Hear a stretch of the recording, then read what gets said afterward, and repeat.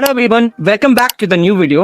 Today in this video, I am discussing about a topic in C programming language that is operator. So let's start now. तो जैसा कि हम आ चुके हैं अपने कंप्यूटर स्क्रीन के ऊपर, यहाँ पर आप देख सकते हैं सबसे पहला हमारा टॉपिक है अरिथमेटिक्स ऑपरेटर। जी हाँ, अरिथमेटिक्स ऑपरेटर क्या होता है वो हम डिस्कस करेंगे। यहाँ पर आप देख सकते हैं, यहाँ पे एक सेंटेंस दिया हुआ है, this operators are used for performing basic arithmetics calculation.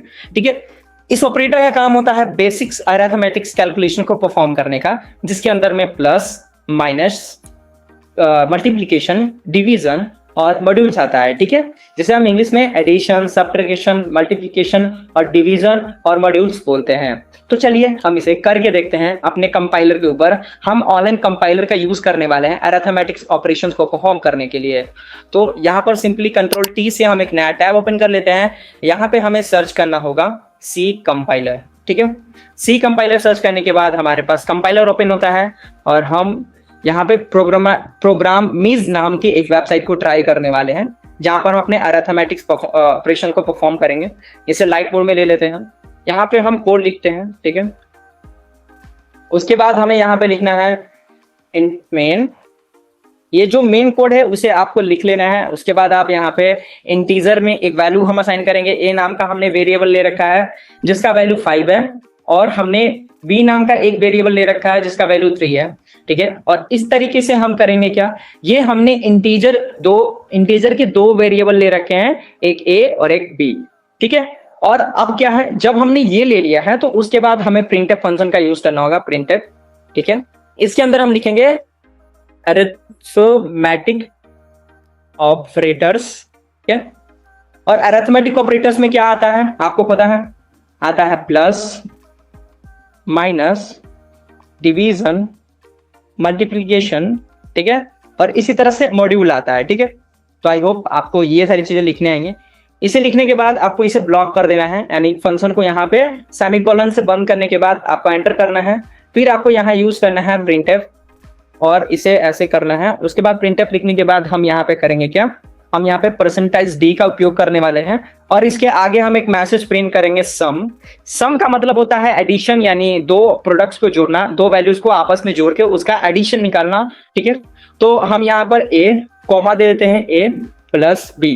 ठीक है, हमने बताया फंक्शन को, प्रिंट फंक्शन को ये बताया कि जो ए वेरिएबल की वैल्यू है और जो बी वेरिएबल की वैल्यू है उसे एडिशन करना है, उसे जोड़ना है और उसके आउटपुट रिजल्ट को रन करना है। ठीक है, तो जब हमने रन किया तो आप देख सकते हैं arithmetics operators sum is equal to 8 आया, 8। जब हम 5 और 3 को साथ में जोड़ लेते हैं तो वो 8 होता है। ठीक है, यदि हमें नेक्स्ट लाइन में जाना हो तब हम क्या करेंगे, हमें यहाँ पे /n का यूज करना होगा, जिससे कि हमारी जो वैल्यू है वो सम की वैल्यू जो हमारे नीचे आएगा। ठीक है, सम, ठीक है, इक्वल टू 8। आप इसे और अच्छे से अरेंज कर सकते हैं कोड को। चलिए हम एडिशन का कर लिए हैं, हम सब्ट्रैक्शन का करके देखते हैं, सब्ट्रैक्शन का। ठीक है, इसी तरह से आपको यहाँ पे करना है a माइनस बी, एंड आपको यहाँ पे सम के जगह सब यानी सब्ट्रैक्शन कर देना है। उसके साथ ही आपको यहाँ पे करना है a मल्टीप्लिकेशन b। ठीक है, हम इसका प्रोडक्ट निकाल रहे हैं तो यहाँ पे आपको मल्टीप्लाई मैसेज होता है ये। ठीक है, आपको मल्टीप्लाई लिखना है, मल्टीप्लाई। ठीक है, इस तरह से हमने ये करा।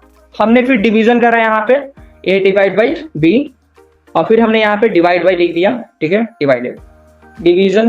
ओके, फिर हमने यहाँ पे मॉड्यूल करा, यहाँ पे हमें इससे मॉड्यूल का साइन लगाना है और यहाँ पे मॉड्यूल लिखना है। ठीक है, MODULE, मॉड्यूल। अब इस तरह से जब हम इसे रन करते हैं तो आप देख सकते हैं एक एक करके आंसर आ जाएगा यहाँ पे। तो जैसा कि यहाँ पे हमारा आउटपुट रिजल्ट आ चुका है, बट ये आप देख सकते हैं ये सारे एक लाइन में ही रिजल्ट आ चुके हैं। इसे हमें लाइन टू लाइन देखना है, इसलिए हमें यहाँ पे /n का यूज करना होगा। तो आपको हर बार अपने कोड में /n लिखना नहीं भूलना है, वरना ये आपका काम नहीं करेगा। ठीक है, तो हमने यहाँ पे सब में /n लगा दिया है, जिससे कि हम नेक्स्ट लाइन में इजीली फॉरवर्ड कर सकते हैं और हमारा जो आउटपुट है वो अरेंज होकर आएगा।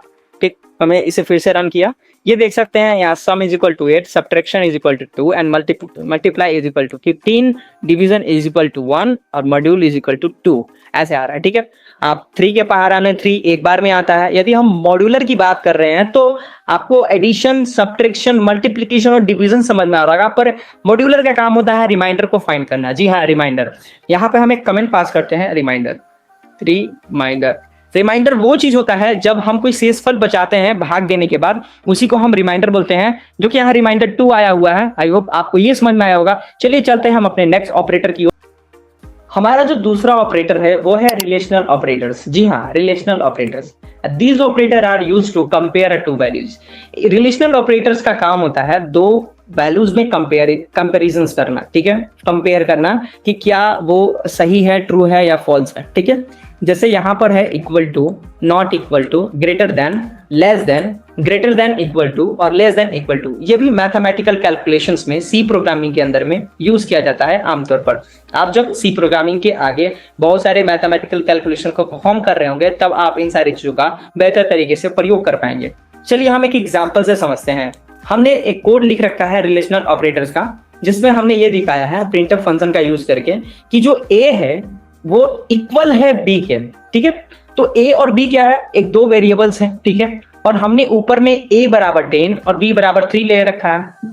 तो अब क्या है कि क्या कभी जो a की वैल्यू 10 है और b की वैल्यू जो 3 है, क्या वो इक्वल हो सकते हैं? Not equal. ये जो कंडीशन हमने बना रखा है ये गलत है, ठीक है, ये नहीं हो सकता है। और यहाँ पे हमने स्ट्रिंग s का यूज कर रखा है। जैसे कि जो परसेंटेज एस ए की स्ट्रिंग है, ये हेल्प करता है मैसेज को प्रिंट करने के लिए, एक्सप्रेशंस को प्रिंट करने के लिए। और हमने साथ में रिलेशनल ऑपरेटर्स के अंदर में ही टर्नरी ऑपरेटर्स यानी कंडीशनल ऑपरेटर्स का भी यूज कर रखा है। हमने किया क्या, हमने इस फंक्शन को पूरा लिखने के बाद हमने यहाँ पे कॉमा लगाया। कॉमा लगाने के बाद हमने ब्रैकेट के अंदर में एक फंक्शन बनाया a इक्वल टू बी, यानी फंक्शन में हम ये बता रहे हैं कि यदि a इक्वल टू बी है तो के लिए हमने यहाँ पे क्वेश्चन मार्क का यूज किया है। तब क्या होगा, तब यदि वो कंडीशन ट्रू हो, यदि इक्वल है तो ट्रू प्रिंट हो। बट यहाँ पे हमने फिर रेशियो का यूज किया है, ठीक है, डबल डॉट का, और यदि वो कंडीशन फॉल्स है तब फॉल्स प्रिंट हो। ये है टर्नरी ऑपरेटर्स का काम। टर्नरी ऑपरेटर्स यहाँ से यहाँ तक काम कर रही है, ठीक है। एक फंक्शन को जब हमने क्रिएट किया, क्वेश्चन मार्क का यूज किया और ट्रू और फॉल्स एक्सप्रेशंस यानी एक्सप्रेशंस को हम दिखा रहे हैं। यही काम करता है टर्नरी। एंड रिलेशनल का काम होता है दो वैल्यूज के बीच में कंपेयर करना कि वैल्यूज इक्वल है या नहीं, एक दूसरे से बड़े हैं या नहीं, या एक दूसरे के इक्वल है या नहीं। ऐसे ही a not equal to b हम देखें तो ये सही है, ये स्टेटमेंट सही है क्योंकि a की वैल्यू 10 है, b की वैल्यू 3 है, जो कि इक्वल नहीं है। एंड दैट्स रीजन कि ये ट्रू होगा, ठीक है। और हमने फिर जब टर्नरी फंक्शन बनाया टर्नरी ऑपरेटर का यूज करके, तो हमने बताया फंक्शन में कि a जो है नॉट इक्वल b है। यदि ऐसा होता है तब क्वेश्चन मार्क का यूज किया, ठीक है, यदि ऐसा होता है तब तो ट्रू प्रिंट करो। यदि नहीं होता है तब क्या होगा, एल्स जो आप इफ एल्स में पढ़ते थे डिसीजन कंट्रोल में, एक तरह से यहाँ भी कंडीशनल ऑपरेटर्स डिसीजन लेने में हेल्प करती है, ठीक है। टर्नरी का काम होता है डिसीजन लेने में मदद करना, तब वो फॉल्स को प्रिंट करेगा यदि इस फंक्शन के अकॉर्डिंग हम सत्यापन नहीं कर पाते हैं। तो तीसरा हम देख सकते हैं a ग्रेटर देन b, यानी a की वैल्यू क्या b से बड़ी है या नहीं।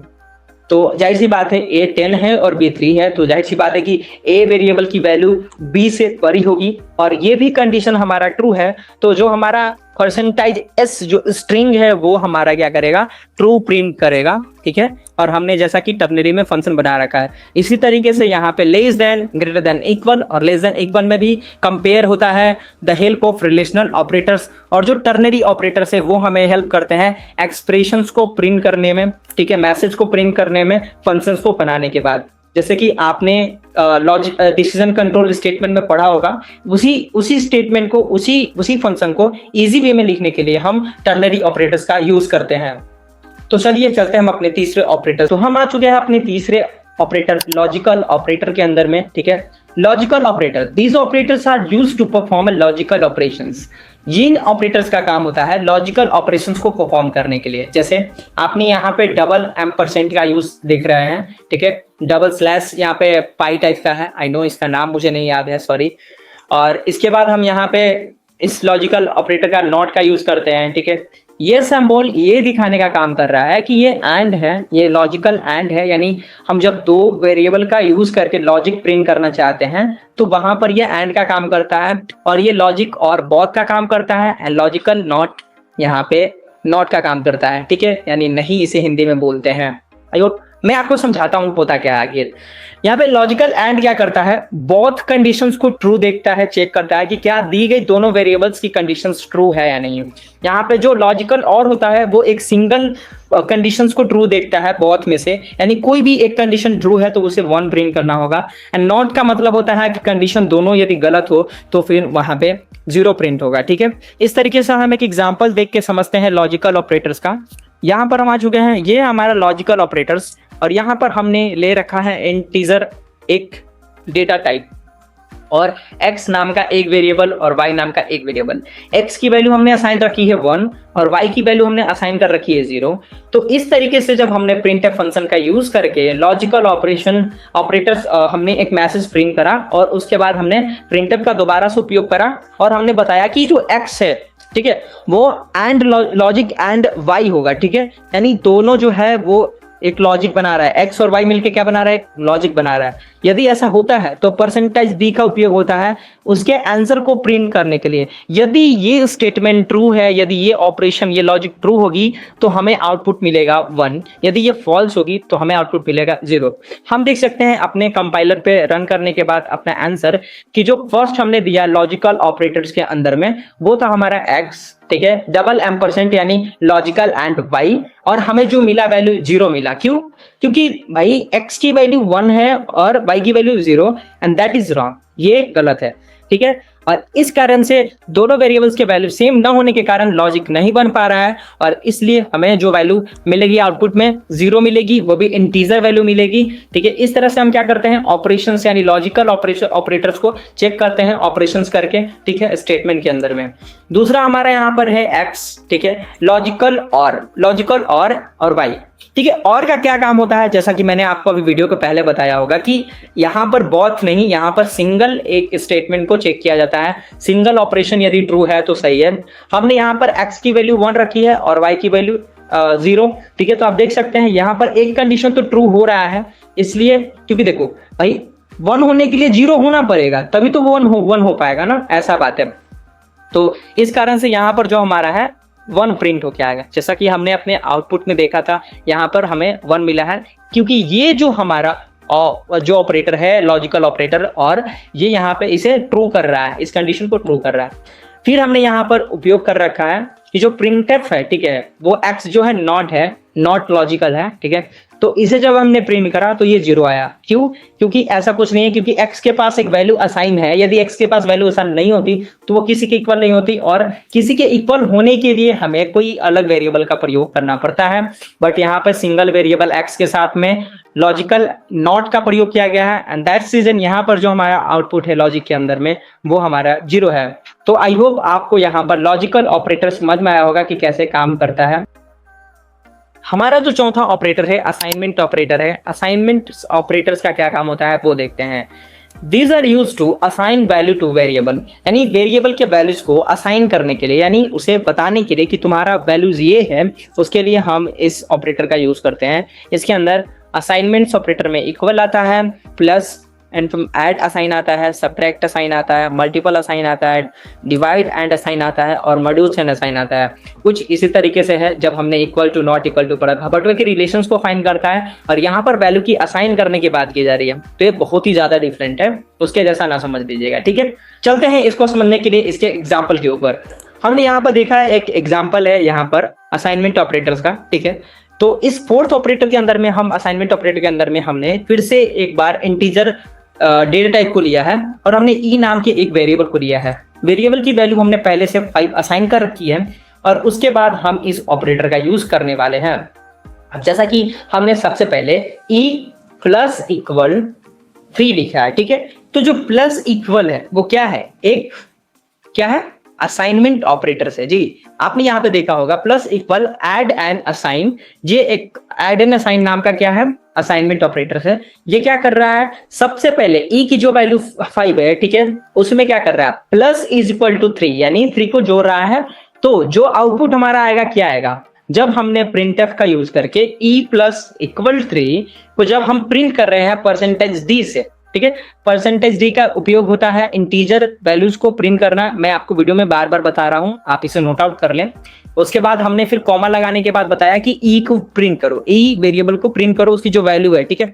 तो जब हमने इसे रन किया तो रन करने के बाद हमारा जो यहाँ पे वैल्यू आएगा, यहाँ आप देख सकते हैं ये असाइनमेंट ऑपरेटर्स, ठीक है। इसकी जो वैल्यू है E plus is equal to 3, तो ये जो 3 था इसकी वैल्यू क्या आई 8 क्यों आई, क्योंकि हमने पहले से 5 मान रखी थी और हमने क्या वैल्यू असाइन की 3 को, हमने ई को 3 वैल्यू खुद से असाइन की है, खुद से दी है, तो 5 और 3 मिलके 8 हो गया, ठीक। फिर दूसरे उसमें एक एग्जांपल को देखते हैं, हमारा ये है ई माइनस इक्वल टू 2, ठीक है। तो इसमें क्या होगा कि अब तो यहां पर जो फाइनली रिजल्ट आया था ई की वैल्यू 8 हो गई थी, तो अब यहां पर ई का जो हमारा ई वेरिएबल का जो वैल्यू है 8 हो चुका है, इसलिए जब हम 2 को माइनस करेंगे, क्या करेंगे माइनस करेंगे, तो हमारा क्या बचेगा 6 बचेगा, क्या बचेगा 6 बचेगा। और फिर उसे हमने प्रिंटफ की मदद से प्रिंट कराया, और प्रिंट करा के बाद यहाँ पे हम देख सकते हैं यहाँ पर हमारा आंसर जो है 6 आया, 6 आया, ठीक।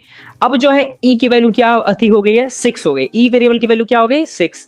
अब जब 6 हो रखा है तो फिर से हमने क्या कर रखा है यहाँ पे कि ई को जो है 4 से मल्टीप्लाई करो, क्या करो मल्टीप्लाई करो, तो हमने 4 असाइन किया, पर किस में मल्टीप्लाई में।